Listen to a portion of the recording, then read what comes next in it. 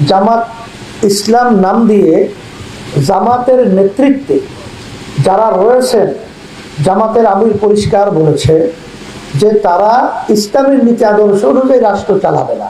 আমেরিকার দূতাবাসে বসে সেখানে আমাদের দেশে জঙ্গি আছে এইটা প্রমাণ করার জন্য ইসলামী আন্দোলনকে জঙ্গি হিসেবে সেখানে উপস্থাপন করেছে। ইসলামের নাম দিয়ে আব্দুল্লাহ মোহাম্মদ তাহের সে জায়গায় ইসলামী আন্দোলনের ব্যাপারে উগ্রবাদী জঙ্গিবাদী আমেরিকার কাছে বলে আসে। আমরা ধিক্কার জানাই। আমরা কি আসলে জঙ্গিবাদী? আমরা কি উগ্রবাদী? আমরা তো এই কথা বলতে পারি না। জামাতের আমির যেরকম বলেছিল, দেখ ছেলেরা সরো, মেয়ে বন্ধুরা এখন তোমরা আসো, তার পাশে বসিয়ে সেলফি তোলে এই মুরব্বী মানুষ বেপরদা মেয়েদের সাথে। এখন এটা তো ইসলামী আন্দোলন পারে না।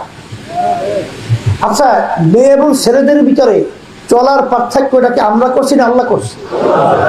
তাই আল্লাহ